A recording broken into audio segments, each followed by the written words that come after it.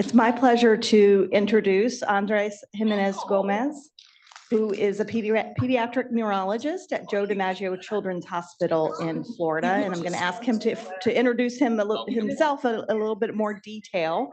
But our session is care for developmental and behavioral issues related to gastro health in neurodevelopmental disabilities.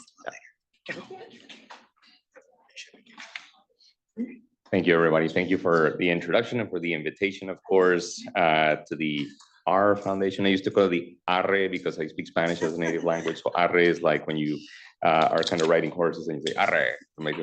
Kind of funny because now I'm thinking about a pirate when I think about Ar Foundation.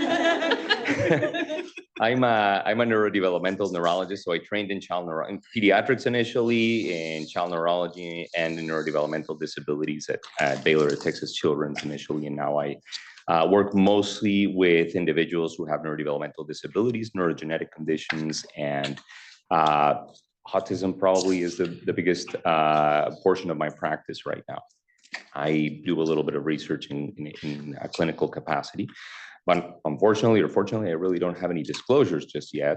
I'm not getting any additional funding or anything like that. I would say my only couple of disclosures are my voice may be a little bit hoarse. And if the slide colors are off for whichever reason, I hit myself in an eye.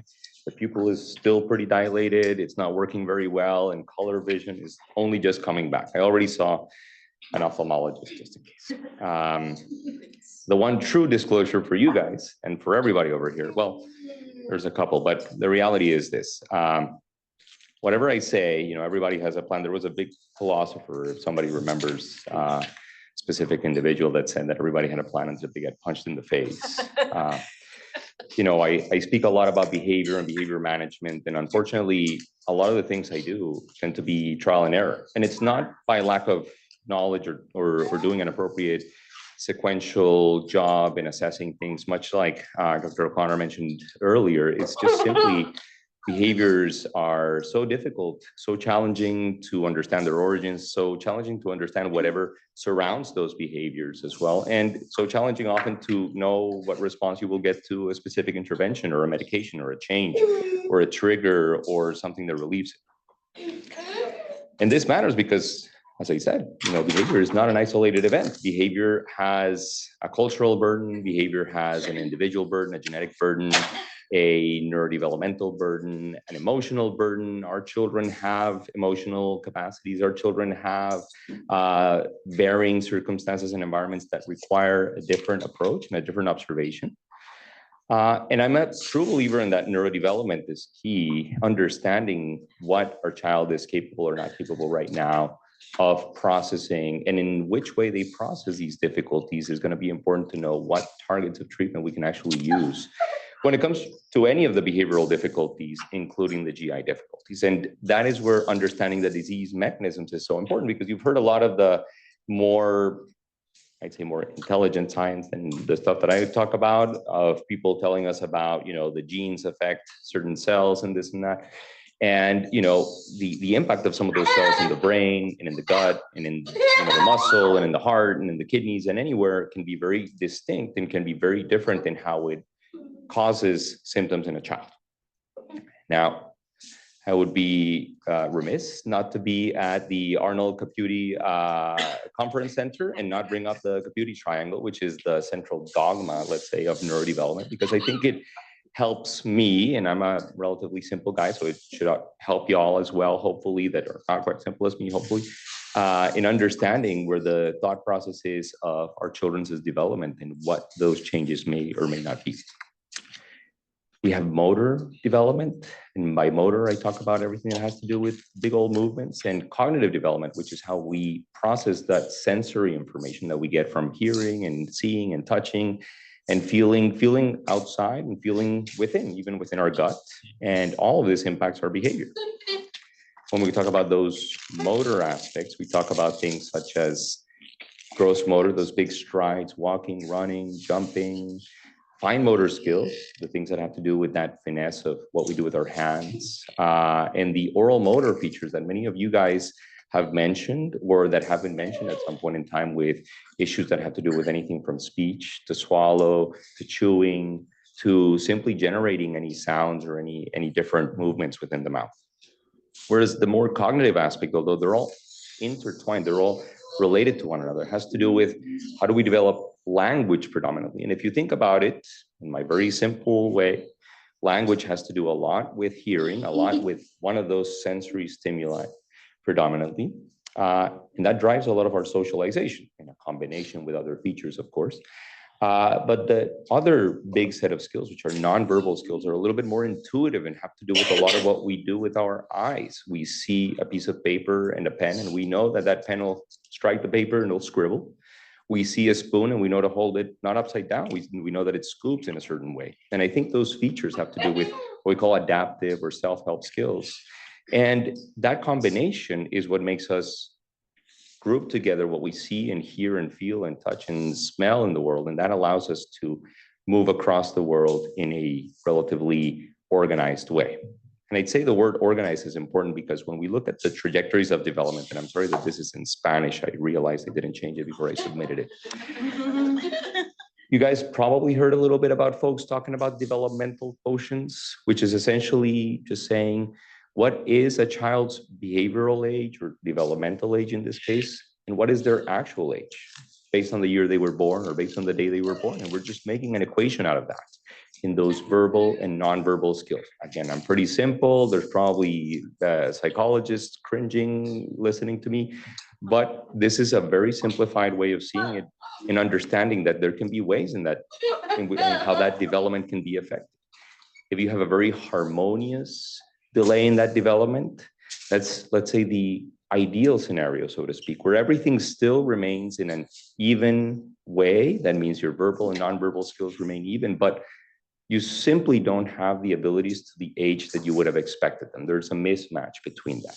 That harmony allows you to see the world in an immature way, but not in quite a disorganized and atypical way. But the reality is your children and my children and our children, they all have trajectories that are not quite as harmonious and even. And oftentimes with those delays, there's an unevenness in the delays, in that you have very good, for example, visual motor skills. There's a lot of children who I see in my autism practice that have a very, very interesting and strong visual attention. They can read words as early as 2 years of age, and yet they don't know the meaning of their name, or they don't understand how to say mama, dada. There's aspects to that verbal development that is uneven, it's discrepant, it doesn't go hand in hand.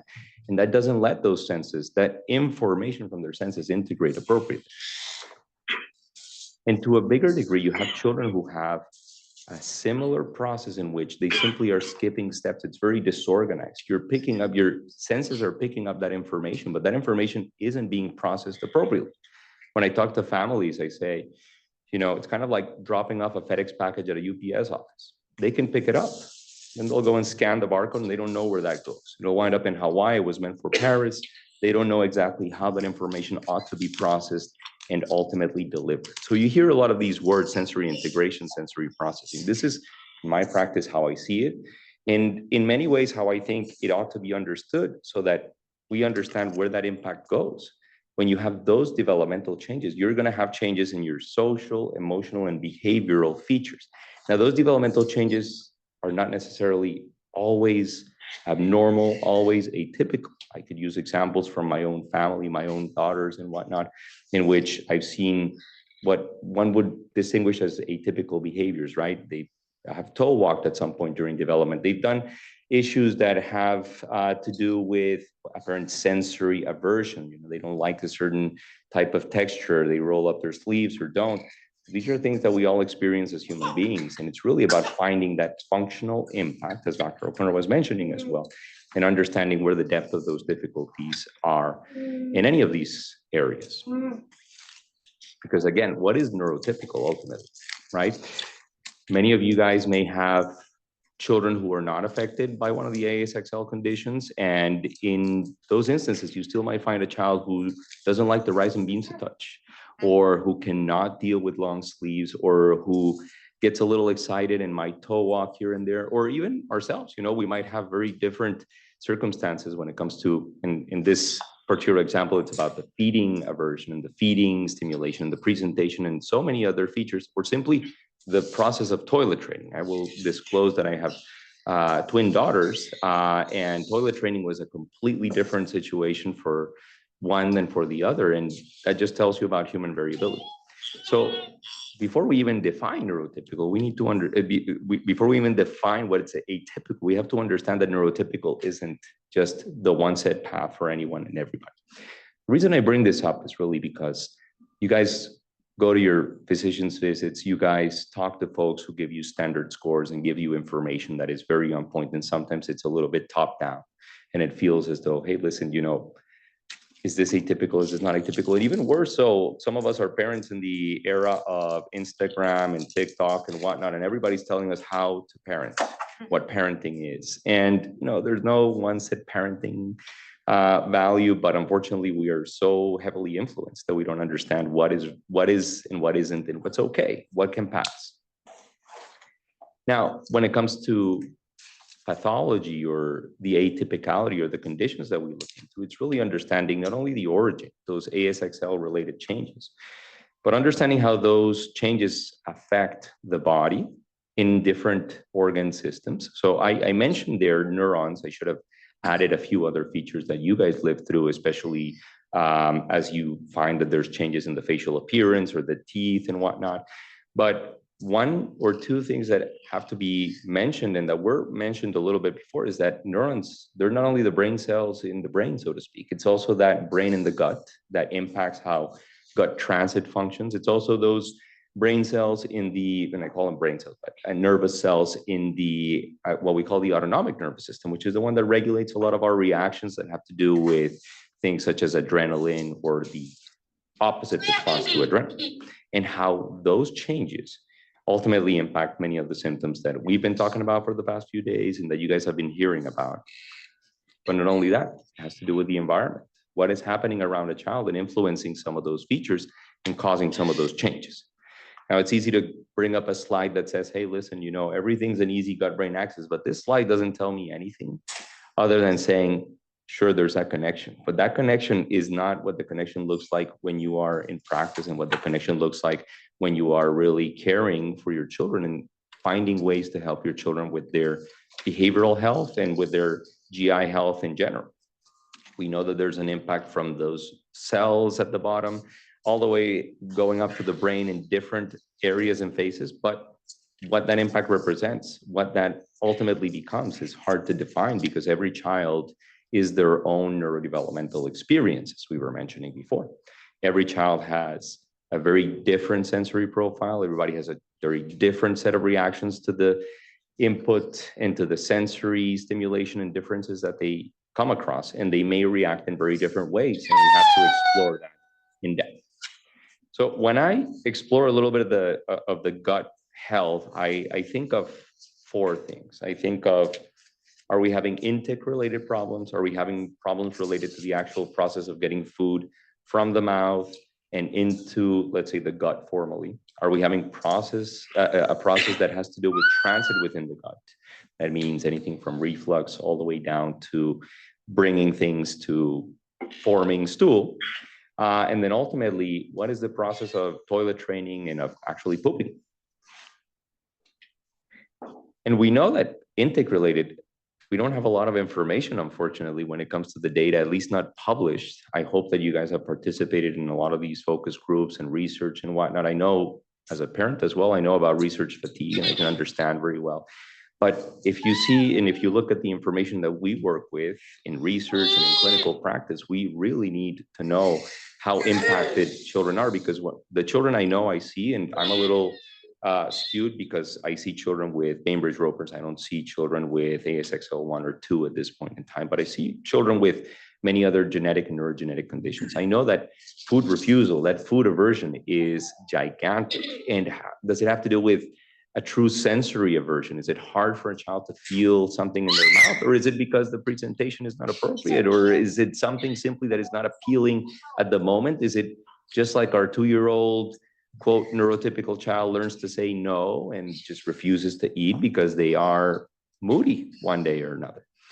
One thing that is particularly of concern and of import, and I think Dr. O'Connor talked about it a little bit, has to do with non-edible intake as a sensory input, as one of those sensory seeking issues. The term that you guys hear is pica, where children are chewing and eating things that they shouldn't be chewing and eating. And it's one of those situations where you are worried more than anything about obstruction to the gut, about any changes that they may be absorbing, something that they may be eating if they're peeling off paint in an old house in Baltimore or something like that. But aerophagia or air swallowing, I only saw at least one case report in a child with Bainbridge ropers, but it's common in other conditions that there is so much air swallowing because of hyperventilation, because of heavy breathing and whatnot, that actually becomes discomfort. When I was little, I remember I used to run laps around, the football pitch at home, and well, not at home, at school, and I would get pain in my abdomen, and we would call it, spleen in Spanish, but it's actually just gas stuck somewhere in the gut that's causing so much pain and discomfort. And I could communicate it because I had the words to communicate it, and I knew the mechanism to communicate it. But in children, and in children with neurodevelopmental disabilities in particular, where language ends, behavior begins. That's the language of children that do not have the means to communicate. We have chew and swallow issues that have to do not only with those motor aspects that I mentioned, the ability to chew promptly. Many of the children with all the ASXL conditions have different types of hypotonia or different severity and degree of hypotonia, but they also have craniofacial changes that impede the chewing. And one thing that I find more and more, even without the craniofacial changes, is children who are affected by neurodevelopmental disabilities find it very hard to find dental care. And that is something that is underexplored and absolutely neglected. And when it comes to the reality of food aversion and many of the difficulties that have to do with spitting and chewing and spitting things out and whatnot, you find that there's caries, there's cavities, there's all sorts of problems that have to do with dental care that are not going to be resolved with any degree of antipsychotics, behavior therapy per se. There's things that have to be explored in depth. And again, I'm giving you as a thought and advice and reflection as parents about our deficiencies as practitioners and as physicians caring for your children. Transit, another issue that we've come across in this meeting, fortunately or unfortunately, there's a high burden of reflux in many children. There's a high burden of GERD reflux, I'm sorry, a high burden of transit issues. That means getting food from the mouth down to becoming stool. That is underexplored, but many of you report to me or report to your physicians and whatnot that your child may have 1 or 2 bowel movements a week. And that seems to be a reality you've lived with, but it's not a reality that ought to be necessarily acceptable if they're pushing hard and if they're struggling to get stool out, because that may become an issue where there's associated pain and associated discomfort. I know that whenever I'm constipated, I'm pretty uncomfortable. I know how to express it, but that is something that often is reflected with behavioral changes that are underexplored. And one thing that attracts me and that I think is particularly concerning when it comes to folks with ASXL is that there's reports of actual changes that are surgical or that are of prompt medical need, such as this volvulus where the intestine kind of rotates, or certain types of obstruction, whether it's because you've eaten something or swallowed something, but it should be something that isn't simply neglected or put on Miralax and said, go home with your Miralax. And then actual stooling and training, the constipation is this behavioral. Again, much as we might shut our mouths to not feed when we're in a mood, we might decide not to poop or poop too much when we're moody.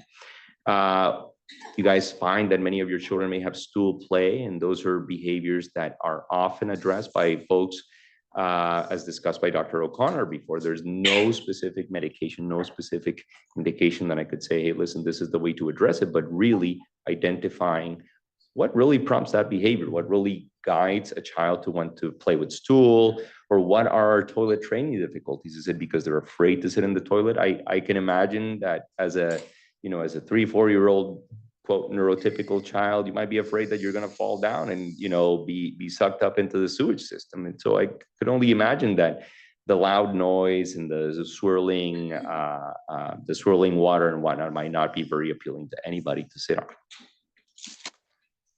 So the key to all of that for you guys as parents is let's work to identify the causes. Bring this up to your pediatrician, bring this up to your neurologist, bring this up to the folks that you have as a medical home, because if you are concerned that there's a behavior that is novel, that is changing, something that is new, and you are worried about the gut, it isn't just about, with all due respect to Dr. O'Connor, it isn't just about the ABA and the behavior therapy or increasing the number of hours of this and that. You have to explore, are we not eating enough? Is there a nutritional deficiency? Is there an intoxication in some capacity? Is there an obstruction somewhere? Are we dealing with the constipation? Do we need a simple x-ray of the belly just to prove and make sure that we're addressing everything that can be addressed from that perspective? Because they are simple procedures that could be to the extent of life-saving, or quite simply something that could be helpful for us to mitigate the pain, mitigate a lot of the discomfort. And when that's not possible, or even when that is possible, we also treat symptoms based on their impact on quality of life. And I emphasize quality of life because I think, you know, I am data-driven as well. I've referenced you a lot, Dr. O'Connor. I am data-driven as well, but in many ways, when we don't have the data, we have to be also cognizant of the needs of the family and not of the needs of the condition, so to speak. And so that has to do with, you know, I can medicate your child, but if I'm not going to have buy-in with you because you do not feel that this is necessary, then there's no value in pursuing something like that. I can educate you and educate ourselves, and we can have contingency plans, but it's not about simply taking whatever I'm told and going and applying it. Because as I said, my science is not very science at all. It's really trial and error in many ways. What we do has to do with testing something, and that might actually worsen things and impact quality of life. So what do? We often deal with dietary modifications. You guys may have considered sometimes, you know, and especially in the world of autism, heard of things like, oh, well, we're going to do the gluten-free diet or the dairy-free diet and whatnot. And unfortunately, a lot of that is more driven by, I guess, communities expanding upon a thought that this may be impactful. It doesn't have a true scientific basis in the sense that this would have caused a child to have X, Y, or Z condition. But I do believe that some of the macronutrients and some of the aspects to our diet may be impacting your child, simply bloating them or constipating them or affecting their gut transit. I know that when I've eaten pasta in a certain place and in another place, it may taste very different, and I might not feel as full, I might not feel as impacted. And that simply tells us that we have to explore dietary modifications with a sense of caution, but also a sense of intrigue and finding out, just as with anything else. I do headache diaries for my headache patients. Well, let's do a diary of behaviors to understand where those behaviors emerge and if they have anything to do with something like what you've eaten that day. Sometimes we try probiotics and supplements, and I would say I'm very cautious about this. I'll talk a little bit more about it, particularly the probiotics and the prebiotics, because there's 1 in a million, there's billions upon billions of different gut specific bacteria that we don't necessarily address with a single capsule that you would take every morning. So a lot of this actually, in my experience, causes more, I wouldn't say harm, but at least more discomfort sometimes, at least initially, or simply the parents tend to enroll in something that they perpetuate and not understanding whether it's helping or not helping, but they're expending money and our resources are limited as well as families. One thing that, you know, I discuss very often, and in a way, I'm glad to see it far more openly discussed in the ASXL community, is that oftentimes, even when it's not just about food aversion and inability to take food in, but about discomfort and excessive bloating and difficulty with reflux and whatnot, surgery, even as a temporary measure, might be an important measure to take. It's hard to talk about one's child in the context of surgery, of getting a G-tube and whatnot, but it is something that might be life impacting, life-saving and life impacting, better the quality of life of a child early on while we work on all the other skills to make sure that nutrition is well maintained, that we have a way to, quote, vent a stomach and make sure that that bloating and discomfort is relieved, to have a way to administer medications that oftentimes is so difficult and challenging when you're chasing a child around who does not want to take a medication. And then ultimately we come to those medications precisely. And what are those medications? There's not a lot of data to say this is the supported one and one into another. So a lot of what I do is extrapolating from my practice, from consensus with other colleagues. We have a lot of neurodevelopmental disabilities colleagues that were born out of Kennedy Krieger and that have spread across the country. And we discuss a lot of this. Sometimes we have to stimulate appetite and see what happens. There's things like periactin that you guys have been familiar with. Sometimes we pick on certain medications that you guys may have encountered work for a certain behavior. For example, for very severe disruptive behavior, sometimes we use things like Risperdal or Abilify. And those medications can actually enhance appetite, used in a very cautious manner, of course, with a very clear sense of purpose. Whereas stimulants, which you guys may have had children be on Ritalin or Focalin or trials of other medications, those actually suppress some of the appetite. And I would say in a very limited experience matter, they may have impacted in some of my patients a little bit of the actual swallowing pica and whatnot. But again, everything has side effects. Everything requires a comprehensive health review and understanding what it is we're doing and why it is we're doing. We have sometimes softeners and things that may promote transit. And this is a little bit more in the domain of my colleagues in GI because this extends a little bit beyond my practice. But sometimes we use things like erythromycin, which is an antibiotic, or domperidone, which is what we call a prokinetic, things that help the gut move along. And that's part of the research that we are trying to carry out a little bit to understand, hey, how can we help things move through the stomach so to relieve reflux, so to relieve the discomfort associated with reflux, so to relieve the behaviors associated to the discomfort associated to reflux. But the side effects have to be taken into account, and especially the side effects when we are only understanding what the impact is across the body of a child. As I mentioned, probiotics and FMT, not something that we typically do, which is fecal matter transplant. That is stuff that is more in the realm of the factitious, I would say. But the probiotics, as I mentioned, may have a little bit of a chicken or an egg effect, and that's been my experience of, trying to or advising families and helping the GI difficulties in our patients, and they start a probiotic that winds up making things worse, and then you remove it, and then things have gone significantly better, and you wonder, okay, well, what comes first, what comes next? And I would say one very elusive target in all of this is the fact that, one, not all supplements are made equal, and two, we don't really understand the gut microbiota well enough in folks without neurogenetic conditions. We don't understand it in folks with genetic conditions. And that gut microbiota is a very difficult area to research because we call them from all walks of life. We come from very many different regions. I know that my diet in Colombia is very different than anybody else's diet in Argentina or in Venezuela or in the US, in Wisconsin, in South Florida. It's very different. And then sometimes we have to go to the extreme of the constipation and saying, okay, well, we're going to do suppositories or some of the fleet enemas and whatnot. Those are consequences that unfortunately sometimes we suffer and we have to use for the impact and relief of the moment. But again, it comes down to the administration difficulties. It's not easy to chase a child down with a suppository and then try and deliver it and make things happen. So sometimes we have to think about different strategies as well. How do we get our kids calm to be able to accept a suppository, for example? So sometimes we have to think of medications outside of the scope of what we're talking about a little bit. But all of these are considerations for you guys as parents, because ultimately you guys are the deciding factor of how a child's trajectory ought to go. And ultimately, as I would always emphasize to the parents, it really isn't me who's getting punched in the face, figuratively and literally oftentimes. And so the plans that we have need to have a plan A, a plan B, a plan C, a plan D, a plan E. What happens if it works, if it doesn't work? At least one person with whom we've had conversations very many times.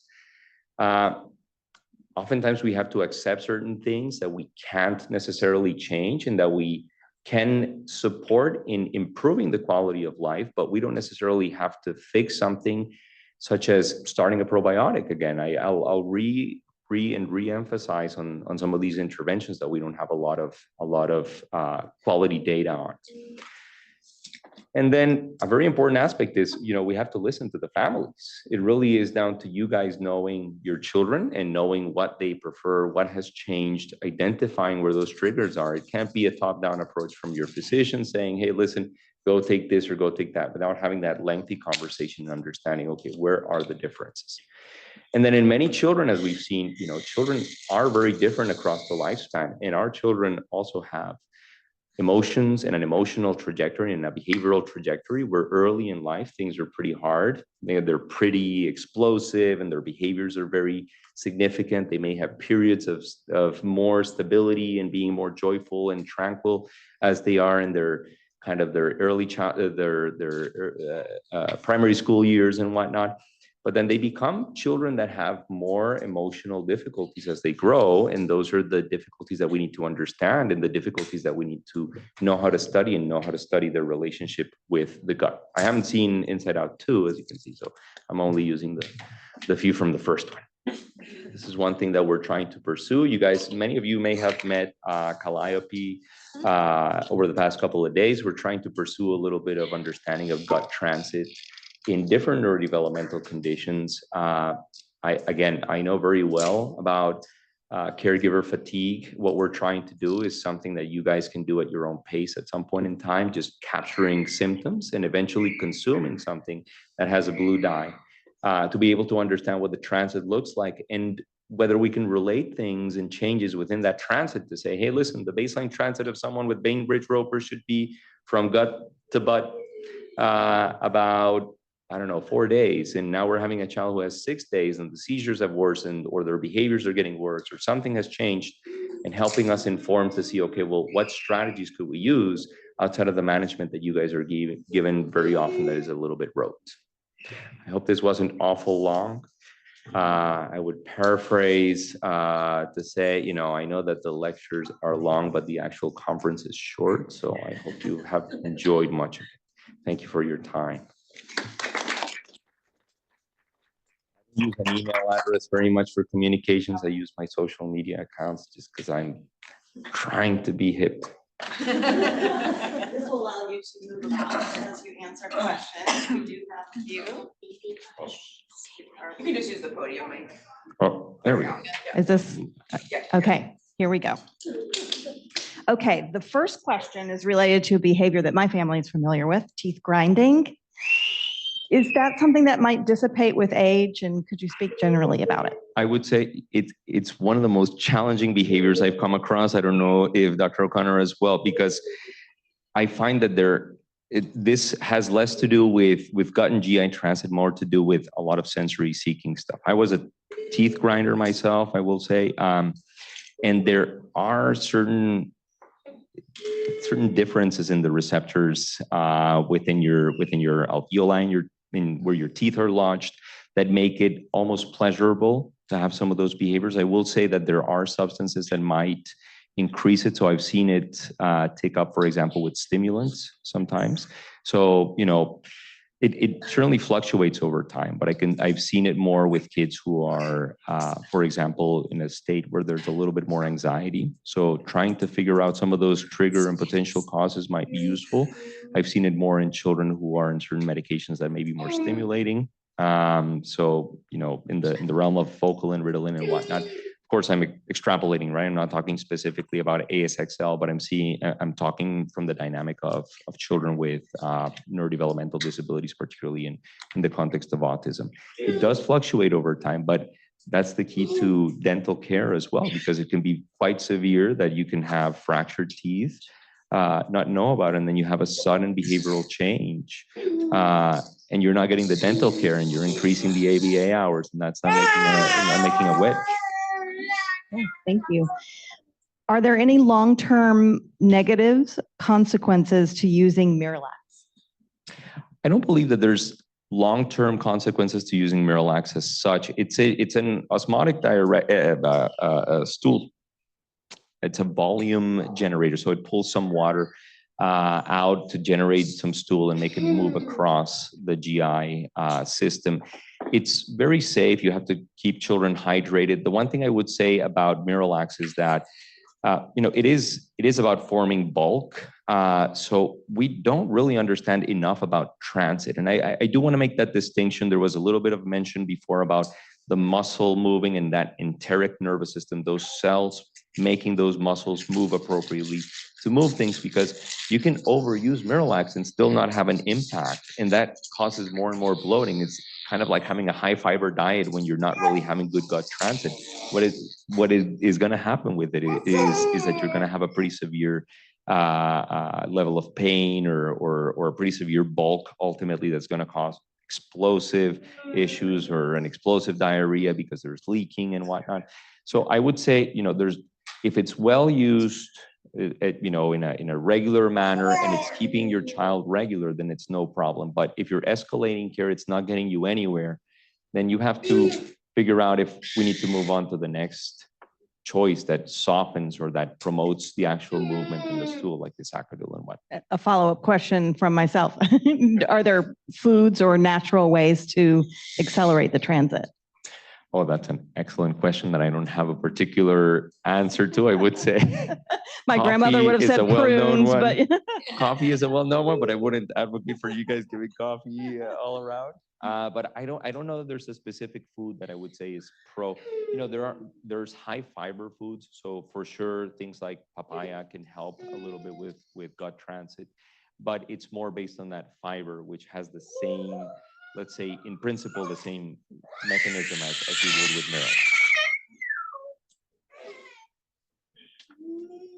Can you speak to the relation of pain sensations on the GI system, that is visceral hypersensitivity?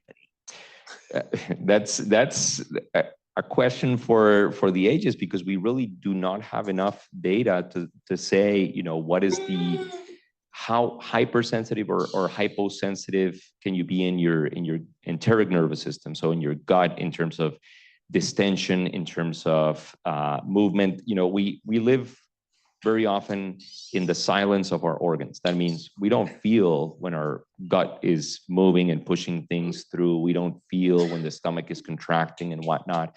But there's folks who definitely have a lot of what's called hyperalgesia. So they have very exquisite sensitivity, just as much as we have, exquisite sensitivity sometimes with folks who are very sensible to certain sounds, like, for example, a toilet that flushes and whatnot, or, to bright lights and whatnot. And it may have some connection to things like the processes of things like migraine and whatnot, where you have a lot of those phobias and difficulties, but we don't have good ways to measure and explore the sensitivities within. So there's really not enough information to it. I know that there's a fair bit of work about sensory processing profiles going on in other neurodevelopmental conditions, but gut hyperalgesia per se in that relationship is a little bit hard to explore, especially when you have nonverbal or minimally verbal folks.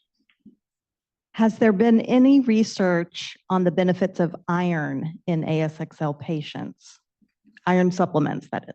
I would, not to my knowledge, specifically for ASXL. I would say there's research across the board in being one of those aspects that is microdeficient and can cause other pain-related syndromes and whatnot. Whenever I explore gut-related issues, I do full iron panels that include ferritin and whatnot to see about microdeficiencies, because oftentimes, you may have children who have things as simple as, things like restless leg syndrome and other aspects that have to do with pain that is hard to explain, and microdeficiencies can be supplemented pretty easily.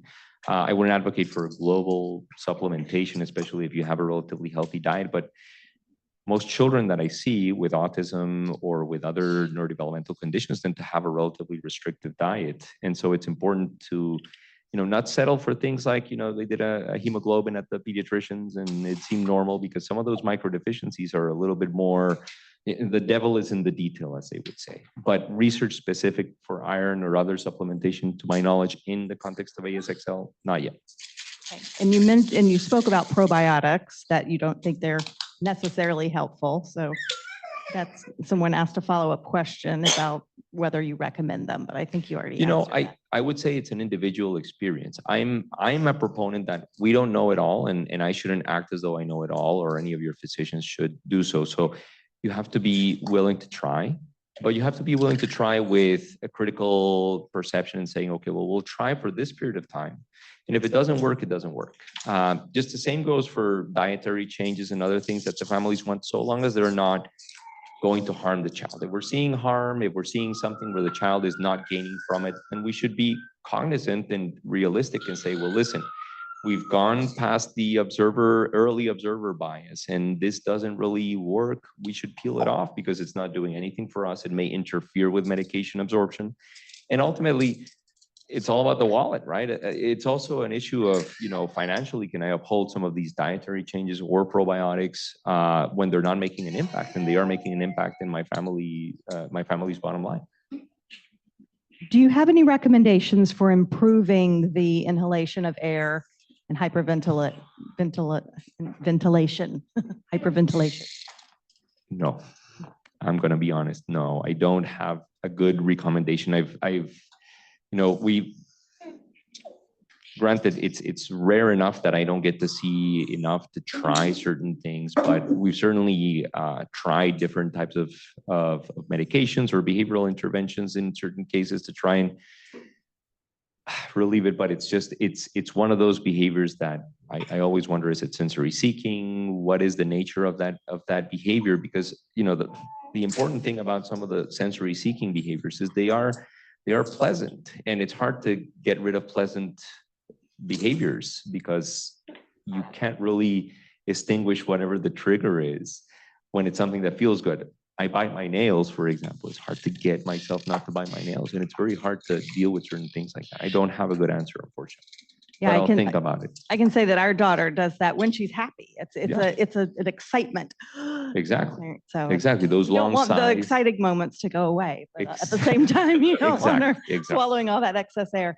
We have a couple of questions about Miralax and the other supplements, and I know you had a slide that listed them. Maybe bring that up. Yes, ma'am. And someone is asking the difference in some of them, Miralax being one, lactulose and Probably this one's it. periactin and senna. So they're different things. I would say, for one, magnesium, senna, and bisacodyl, and certain others are relatively